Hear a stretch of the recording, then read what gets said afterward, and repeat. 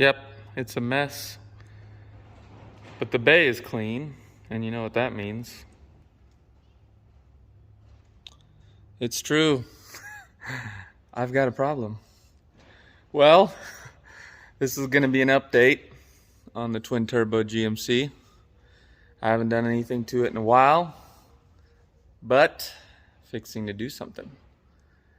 And yes, I have a problem, and we're about to see what that is.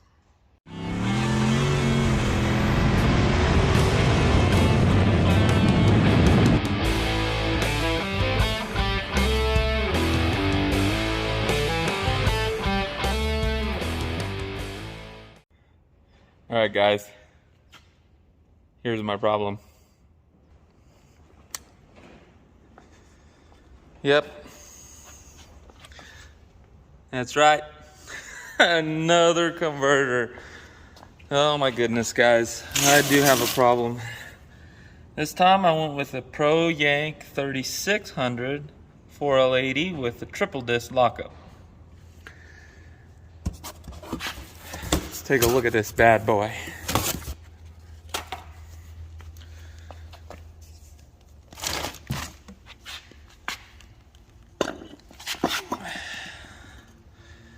There she is. I think it's quite heavy, actually. Pretty thick. Well, another upgrade. Glass packs because, well, street truck. And this exhaust is quite rowdy the way it is right now. Turn the light on there. There we go. And it's pretty dirty under here. But, like I said, it's a street truck that actually gets driven on the street from time to time, at least. I haven't driven it much this winter. And I'll kind of go over why I'm swapping a converter again. Well, as you guys remember, I was pretty excited about this Circle D. You can kind of see poking in there. But the thing that bothered me about that converter, well, it was the fact that it was just really, really loose. So if you guys remember, I had that 3400 in there, triple disc. Because when I first took my truck over to Oklahoma City, to the track, I realized that my converter and everything, my gear ratio, everything was too short. Because I was expecting the engine to be really high revving once I put the twin turbos on. Well, it would have been, but because I had a lot of other flow issues, heads, intake, cam, everything was set for, you know, to run in more of the torque range, 5,000-6,000 RPM. Well, whenever I go and I figure out the tuning on the truck, it just started pulling really hard, all the way to 7,000. And now I was like, oh crap, I should have kept the converter, should have kept the gears, whatever. The thing still makes lots of torque. The reason that the truck felt that way is when I had the lower timing in there, it was really efficient at the 5,000 RPM range. So it was making a lot of torque. But the problem with that is once you start rising the power and you're taking it up to, you know, 20 plus pounds of boost, stock rods do not like that torque. So then my plan was, well, let's rev it higher, make horsepower up at the higher RPM where the rods will take it. And so when I was trying to do that at first, it wasn't pulling up there. Little did I know, I just wasn't adding enough timing up there. I needed a lot more timing up there because the engine was running so far out of efficiency. And here's my theory. Well, the engine is a low compression, 9.4 to 1 compression. The camshaft right now is pretty big. I put the stage, I think it's the stage 3 turbo cam from Summit Racing, which is basically like the stage 3 turbo cam from BTR. So I put that in there. I put the TBSS intake. Everything is starting to pull a little bit better up top, but it's still suffering a little bit. And the reason is the low compression, low cylinder pressure from the big cam, and then that all would be great for higher RPM if you had enough head flow and enough intake flow. which is where my combo is kind of lacking. So the engine still wants to make power at 5,000-6,000 RPM, and it does make more power there than it does at 7. However, I plan on doing heads and intake down the road, so I'm going to stick with this high RPM combo. And it does okay. It pulls all right to 7,000 the way it is now that I added more timing. But eventually there's just not enough cylinder pressure up at 7,000 RPM to make good power. So the thing that I can do, the only thing I can do to get it to pull better up there is to put more timing in it. Well, more timing is great for so and so long until you keep adding more and it just doesn't pick up power anymore, simply because there isn't enough airflow there. One thing I've been thinking about, just doing some 243 heads would raise the compression from, 9.4 to like 10.2, something like that. If I milled them, maybe 10.5, 10.6. That is an idea I've thought about doing, because if you think about what an engine does, if it has a lack of airflow to build cylinder pressure, well, one way to build cylinder pressure is to up the compression ratio. So I thought about just doing that with a 243 head. I mean, it won't flow much more, a little bit more, but it would help the higher RPM power in my opinion. But I don't know, I keep thinking if I'm going to go through the work of putting heads on, I want to put something good on. So I'm leaning towards doing some PRC heads or some trick flows or something. But it's not in the budget right now, so we're just going to play this year with what we have. And what we have is a stock 317 headed LQ4 with a TBSS intake.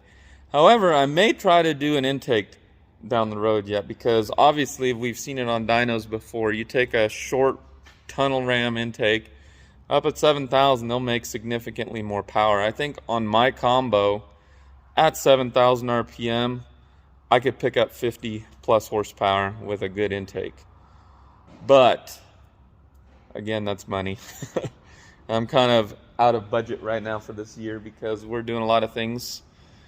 We're putting up a coffee shop. That's taking a lot of money. Truck needed lots of repairs this last winter. Truck and trailer, my 18-wheeler. So it's just not in the books this year. I hope I can do something yet, but some of the stuff I was able to get, some of the stuff I bought last year already when I had a little bit more money and I was buying budget stuff. I sold the 252 Circle D converter that's in the truck already, which is how I was able to afford the Yank. And let me switch it. This air-to-air is actually a CX Racing 3.5-inch core, 13-inch length. So the core size and everything is the same as mine. However, oh, my focus is going crazy here on my phone. But however, the core length is 7 inches longer. My current one has a 6-inch core. So this one's got a 13-inch core. So I should have about double the cooling. And that was something I was really running into with my current intercooler, which we can probably come take a look at that here. I'll let it down a little bit.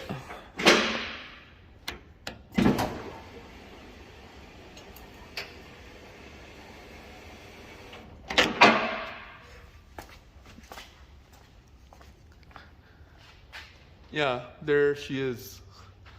Little 6-inch core. So I think that's going to help out quite a bit as far as cooling. I think the Treadstone probably flows a little bit better. But when I tested it on the dyno, I only saw a 1 PSI drop from the turbo. From the turbo to the intercooler was a 1 PSI drop. So this thing pretty much has, or actually not even 1, I think it was 0.7 or 0.5. A little over half to 3/4 of a PSI of drop and pressure. So I think it'll handle it just fine. Anyway, guys, I'm going to try to video some stuff here and there. Oh, another thing I almost forgot. I want to do gear swap. I have 342 gear with a 30-inch tire. That's just a lot of gear, and that's another reason why my converter acts as loose as it does. Oh, on that subject, I wanted to say I swapped the converter from that 3400, I was pretty angry actually.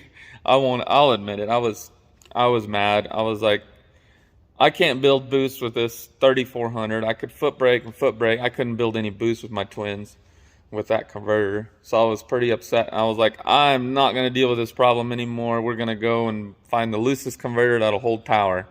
So I went and ordered the Circle D 252, which it's a great converter, don't get me wrong, but I just think it's not great for my combo with the tall gear, which I'm wanting to do the 410 swap, so that's going to help a lot. But I also did not like the way it drove. For those of you that have not driven a 252 converter, what you'll notice is it'll flash just cruising. At really light throttle, it'll flash, and it'll literally drop the RPM as it starts to catch the converter as it couples up. And I do not like that. I don't know, it's just personal preference. And the converter did fine. I mean, I ran a 596 at 118 with that converter and with this gear and tire combo. So really that's nothing to complain about. But I really feel like that Yank 3600 would run a little bit faster because it's a little tighter. And I don't have to worry about stall being loose enough to foot brake anymore anyway, since I got a trans brake. We'll go back under the truck here. As you can see, I have a red transmission. Once Friesen built transmission. So we put a CK Transmissions trans brake in it, and it works freaking awesome. A little button on the steering wheel, you just let that puppy go, she rips. So it's a lot of fun. But with that, having that in there, I'm no longer worried about my converter being too tight, so that's why I wanted to go to a tighter one. Which the 36 isn't super tight, but it's pretty tight. And the cool thing about it is, since it's triple disc, I can lock it up at the big end of the track. I can lock this sucker up when I hit third gear or a little ways into third gear and really mile per hour out the back if I want to. So, which I think I'm going to have to if I ever run it out the quarter with the 410 gears. So, yeah. And yeah, the class packs, I know it's kind of funny, but I just was thinking of something to quiet it down just a little bit, but not really restrict any flow. So we're just going to put them in line right under here, probably right in here. I'll just replace this section of pipe. Let me zoom out a little. I got a section of pipe right there that I can easily replace. And if I don't like them or whatever, I can put some turn downs on the V-bands right there and get rid of them for track days, or when I want a little less exhaust piping. I can always do that. So I think it should be pretty fun. Anyway, let's get started.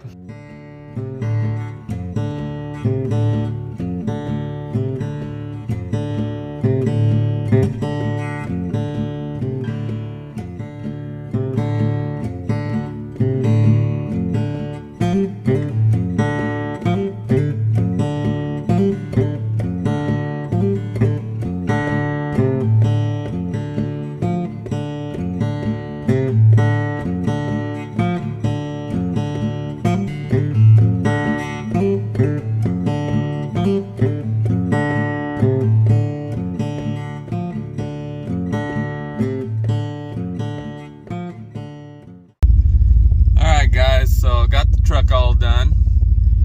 I've actually driven it a few times at this point, but figure I'd give you guys a little update on how this converter feels and acts and everything. And I gotta say, I really like it. It is a lot tighter. It drives as expected, has nice firm drivability. It feels a lot like this stock one, in all honesty, especially when it's cold and the trans gets a little hotter. Then of course it gets a little bit looser. But yeah, I'm really liking this converter so far. Flip the camera around here so you guys can see.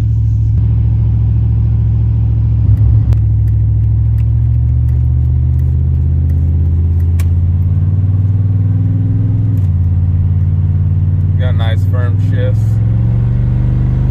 to get on it.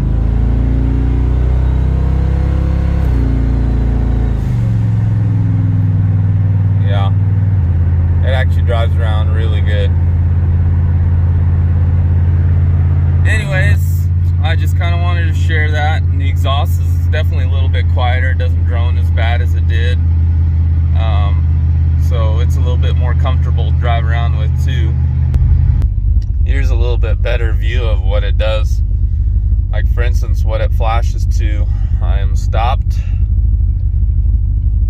If I punch it,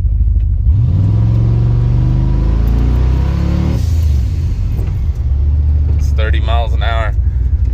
It definitely is a lot tighter than that other converter. But I do have high guard in here, so if I wanted to loosen it up a little bit, I could take and get rid of the high guard and go back to regular trans fluid. Well, and I also got to show you guys how I set up my trans brake and everything. So this button doubles as my scramble and my bump. So when I press this one, it does my trans brake, and then when I press this one, it will bump it. So right now I have to use it for reverse because I don't have the wiring hooked up yet. So when I put the shifter in reverse, it does nothing. But as soon as I press the button, boom, there's my reverse. Let go, turns it off. So do a little bit of video here. You can see the RPM there. I'll try to focus lock it on the RPM. There we go. Trans brake. Truck doesn't move. Floor it.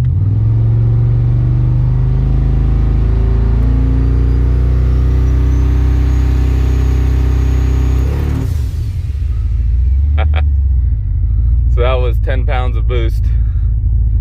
But you can tell that turbos definitely light up a little slower, which it's pretty warm out today. The warmer it is, the slower they light up, but it does work. I'm actually thinking of going back to regular trans fluid because this converter was actually tighter than I expected, which I'm not really complaining about.